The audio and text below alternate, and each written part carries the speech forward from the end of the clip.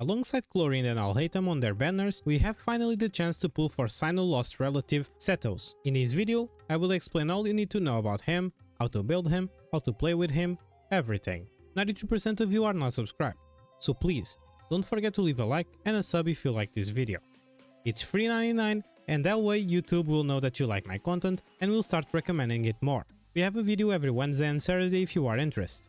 All my links are in the description, and for those who want to support me even more, you can always become a member. So, without any furthers, let's now talk about Sethos kit. Sethos is a 4-star Electro Bow user focused on being a charge attack DPS for your team with a special mechanic of sacrificing energy for that. On his normal attacks, Sethos performs up to 3 consecutive shots with a bow, and with his charge attack, Sethos performs a more precise aim shot with increased damage. While aiming, the power of Electro will accumulate on the arrowhead before the arrow is fired. It has different effects based on how long the energy has been charged. On level 1, fires off an arrow carrying the power of lightning that deals electro damage, similar to any other bow character. But on his charge 2, Sethos will fire a shadow piercing shot which can pierce enemies, dealing electro damage to enemies along its path. After the shadow piercing shot is fully charged, Sethos cannot move around. When you use his skill, Ancient Rite the Thundering Sands, Sethos deals AoE electro damage and quickly retreats. If this attack triggers an electro reaction, Sethos recovers an extra amount of energy. And for last, on his burst, Secret Rite Twilight Shadow Piercer, Sethos enters the Twilight Meditation state, which converts his normal attacks into enemy piercing dusk bolts, dealing electro damage to opponents on its path, with damage increased based on Sethos' elemental mastery. On this state, Sethos cannot perform aimed shots, and the damage dealt by dusk bolts is considered charge attack damage. This effect will be cancelled when Sethos leaves the field. With his exploration passive, Boots Revelation dispels the location of nearby resources unique to Sumeru on the minimap. With his first ascension passive, Black Kite's Enigma, when aiming, the charging time is decreased by 0.285 seconds based on each point of Sethos' current elemental energy. Charging time can be reduced to a minimum of 0.3 seconds throughout this method, and a maximum of 20 energy can be tailed.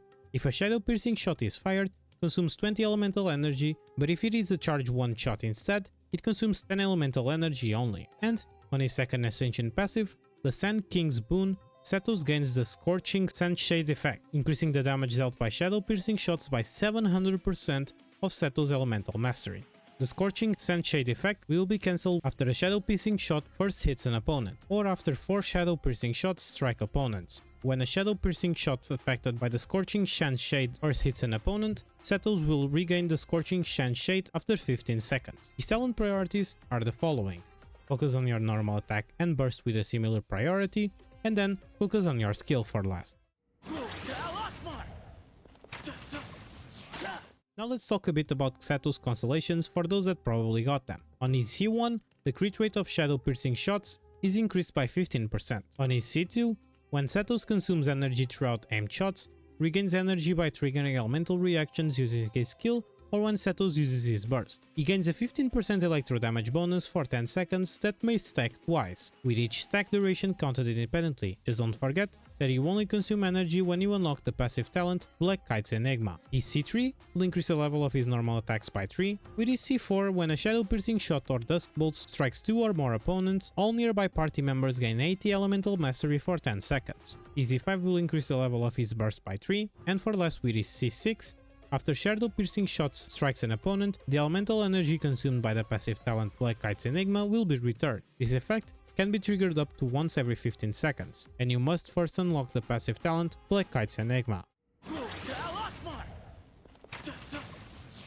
Now it's time to talk about the best artifact sets that you should farm for your Sethos. His best in slot set will be, in my opinion, Wanderer's Troop. It provides both EM and charge attack buffs for bow or Cataclysm users with its 4-piece effect, which synergizes super well with Sethos' kit, since all his damage scales on EM and is considered charge attack damage. Additionally, this is a set that can be passively farmed throughout bosses and weekly bosses, so the chances of you having some pieces laying around is pretty big. Thundering Fury is another good option for your Sethos if you wish to extend his on-field time. The 2-piece will give you 15% electro damage bonus, and throughout its 4-piece, all your electro reactions will have their damage increased by a percentage. When you trigger any electro reaction, your skill cooldown is decreased by 1 second every 0.8 seconds. This will allow Sethos to cast more skills throughout the rotation. Golden Dreams is another alternative thanks to the EM bonuses it provides both on its 2-piece and 4-piece effect. Because teammates with different elements than Sethos will give him more EM, and since most of the times you will want a Dendro teammate with him, this set can be efficient to farm since it's paired with Deepwood Memory. Mauritius Hunter will be probably his best option if you do plan on pairing him with Farina. This set will give you a charge attack bonus on its 2-piece and will provide you with a max of 36% crit rate on its 4-piece effect if you proc its passive. And for last, while you are farming for his best set, you can mix and match 2 pieces between the sets that provide EM, electro damage bonus and charge attack damage. Now that we know the best sets, let's now talk about the best stats you need to be looking for. For the Sands, always EM. For the Goblet, electro damage bonus, and for the Circlet, crits. For the substats, you should focus on crits, EM and ER.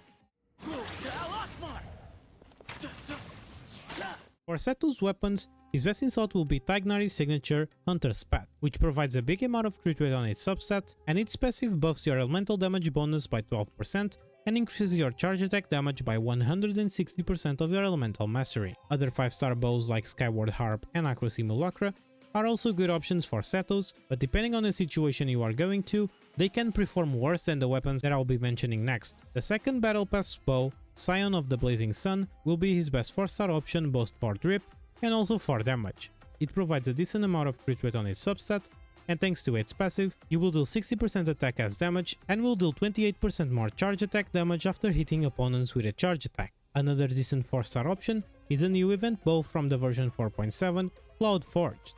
This weapon provides a good amount of EM on its substat and will further increase your EM if you decrease your elemental energy with a max of 2 stacks. His best F2P weapon will be the Gigashad Slingshot, which if you manage to R5 it, it becomes the second best option, even surpassing other 5-star weapons like Aqua or Harp.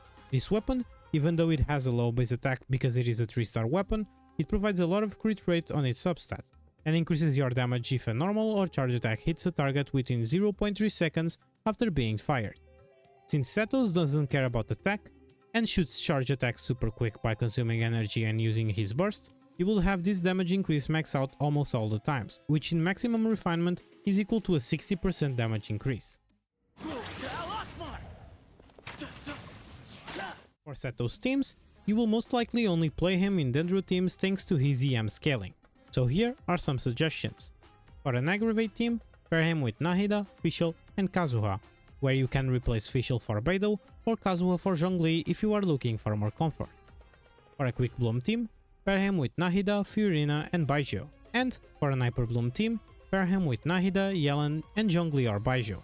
Just a reminder that you don't need to use these specific characters if you don't have them.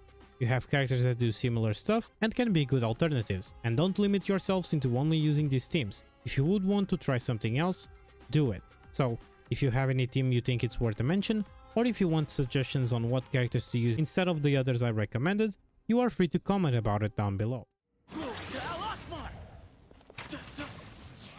So what's your opinion about Sethos? After this guide, I hope you have a more understanding on how to build and play with him. If you like my content, don't forget to leave your sub and to like this video. Your support is amazing and I'm so happy to have you from that side. 93% of you are not subscribed, so press that button and come join this community. A special thanks to my members for trying to support me even more, and thank you so much for staying until the end. See you every Wednesday and Saturday. Stay safe everyone and have a good one.